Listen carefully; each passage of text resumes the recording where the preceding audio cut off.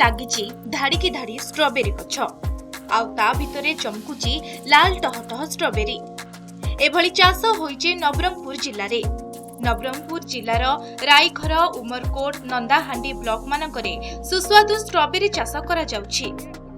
जिला उद्यान विभाग पक्षरु चाषी मानकु सुविधा सुजोग जोगाई दिया जाइछि।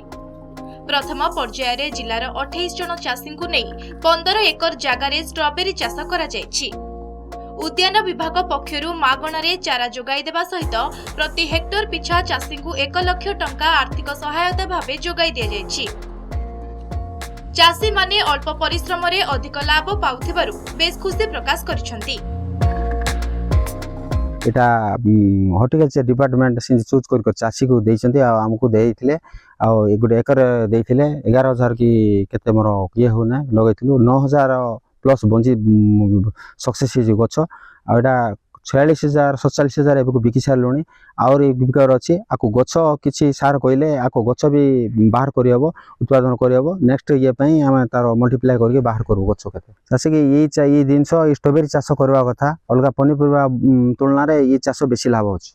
हमर उद्यान विभाग आसले देखले स्ट्रॉबेरी चाष भी हेई पारबो बोली ना तांके कहले आउ छारा तांको द्वारा छारा जोगाई देले डर लागुतला एत खर्च जीव हबो कि न हबो एबारु बहुत खुशी लागला मते। मोर तो 15-16 हजार छारा लागिछि। बिक्री बटा एटी हमर नवरपुर हमर फल दुकान गुटे अछि सिटी बिक्री करिछि। स्ट्रॉबेरी रो बाजार रे भल चाहिदा रहिछि। किलो प्रति 200 टंका रे बिक्री करूछंती चाषी। अन्यपटे आगामी दिन में जिले में स्ट्रॉबेरी चाष अधिक मात्रा रे कराजिबो बोली कहिसंती जिला उद्यान कृषि उपनिर्देशक। ई स्ट्रॉबेरी चाष आज्ञा स्ट्रॉबेरी नेले नै के ओजन कर देले संगे संगे पैसा दि देले नि आज्ञा फल दुकान है 9 रुपया नै के दै छै खाली मिसा नै देलो आज्ञा।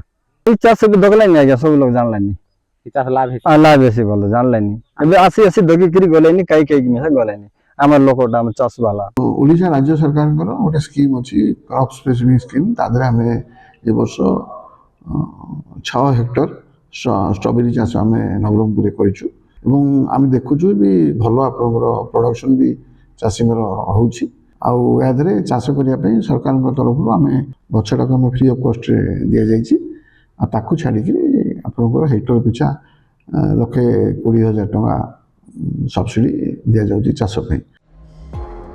कृषि भित्तिक जिला नवरंगपुर रे स्ट्रॉबेरी भली अर्थकारी फल चाष चाषी आर्थिक अभिवृद्धि कराइब निश्चित।